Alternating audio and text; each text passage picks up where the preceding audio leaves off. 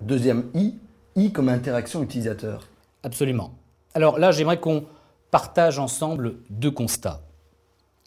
Le premier constat, c'est le partage de l'information au sein des PME. Il faut savoir, c'est que plus une entreprise est petite, plus ce partage de l'information est nécessaire. Pourquoi?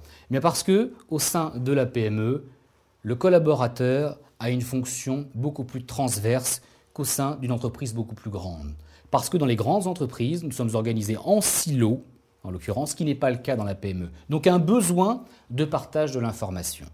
Et vous savez, un exemple concret, lorsque vous êtes une hôtesse d'accueil ou que vous êtes une assistante commerciale, eh bien vous pouvez avoir besoin d'envoyer des courriers, vous pouvez avoir besoin de téléphoner.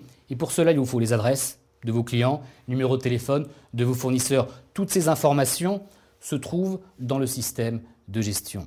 La problématique en fait du partage des informations de gestion n'est en définitive pas dans la technologie, mais bien dans l'appropriation. Et la problématique que l'on rencontre aujourd'hui, c'est que les logiciels de gestion ont été créés pour les gestionnaires. Qu'est-ce que j'appelle un gestionnaire? C'est le comptable, la personne qui facture, le gestionnaire de stock, le magasinier, pas pour les autres collaborateurs de l'entreprise.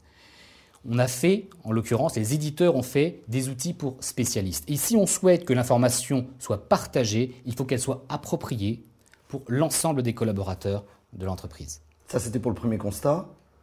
Concernant le deuxième constat? Le deuxième constat, je l'ai énoncé tout à l'heure, c'est la perméabilité croissante entre l'univers privé, personnel, et l'univers professionnel, avec l'usage des smartphones et l'usage d'Internet qui change considérablement la donne au sein des entreprises avec le développement de nouveaux usages et notamment la croissance de la mobilité. Je suis chef d'entreprise, eh bien je souhaite avoir sur le terrain mes propres indicateurs de performance, je souhaite accéder directement à mes propres informations sur mon smartphone. On a bien compris ces deux constats, mais en quoi l'offre Génération i7 y répond-il? Tout simplement au travers de la technologie étendue que j'évoquais tout à l'heure, Sage Extended Technology. Pourquoi? Eh bien, ce que nous avons cherché à faire, c'est non pas transposer en web nos applications de gestion. Nous avons au contraire fait l'inverse. Nous avons introduit dans Sage 100 et Sage 30 les réflexes du web, les réflexes que tout un chacun, vous comme moi, avons acquis en naviguant sur Internet. À titre d'exemple, vous, quand vous vous connectez sur Internet, sur fnac.com ou darty.com, que vous saisissez un panier, vous n'avez pas besoin de formation. Non. Eh bien, pour nos utilisateurs étendus, ce sera exactement pareil. Ils n'auront pas besoin de formation pour créer un devis parce qu'ils créeront un devis comme ils créent aujourd'hui un devis sur Internet. Écoutez, je vous propose de regarder une deuxième vidéo pour mieux comprendre et cerner ce que vous venez de nous dire. Avec plaisir. Donc là, on va se connecter sur étendu en tant que commercial, comme vous pouvez le voir. Donc une interface web. Pour votre information, donc, nous avons fait la démonstration sur un iPad. Pour ça, vous avez des zooms. Très simplement, vous pouvez filtrer vos informations articles. On va choisir ici les bijoux en argent et consulter, par exemple, une alliance en argent. Vous avez ici le descriptif de la fiche article. Par simple clic, vous accédez au tarif, au stock, bien évidemment. Et directement sur la fiche article, vous pouvez ajouter cet article à votre sélection, bref, à votre panier. Lorsque vous retournez dans votre liste d'articles, vous pouvez aussi sélectionner, au travers des boutons bleus, les articles que vous souhaitez sélectionner dans votre panier. Dans votre panier, voyez, vous avez choisi 3 articles, il ne vous reste plus qu'à les transformer en devis. Vous saisissez votre client en tant que commercial, la date de livraison souhaitée.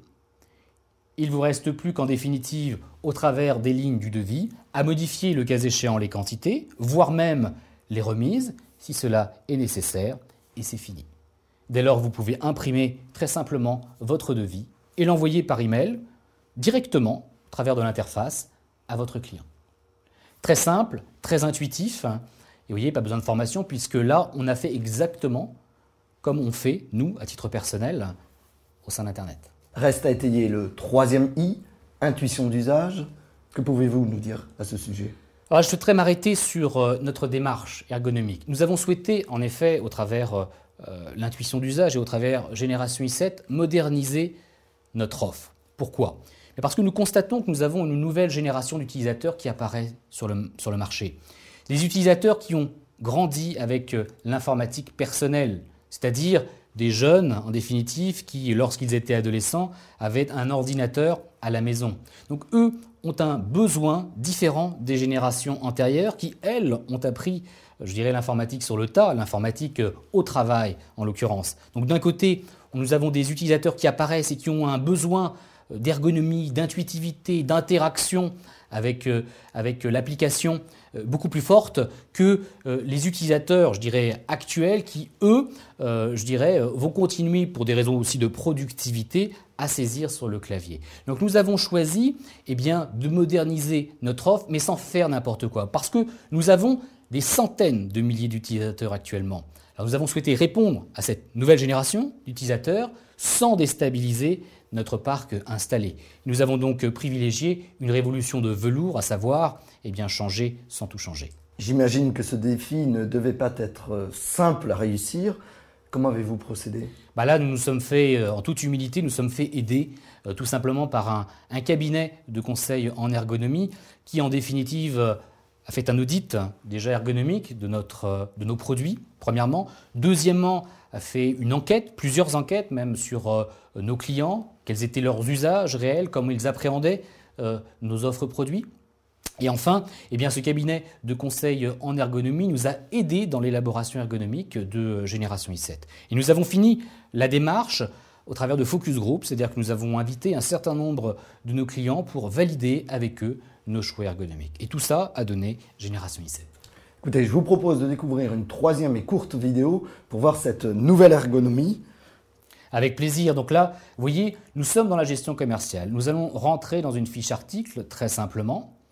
Donc là, vous voyez, sur le menu de gauche, vous avez des catégories. Vous pouvez filtrer très simplement les articles que vous souhaitez visualiser. Et dans la fiche article que nous voyons ici, nous avons réduit le nombre d'onglets. Les écrans sont désormais totalement redimensionnables. Et sur la bande de gauche, vous pouvez naviguer très simplement au sein, de la fiche. Donc, une ergonomie totalement rénovée, modernisée, mais qui ne déstabilise pas pour autant nos utilisateurs actuels.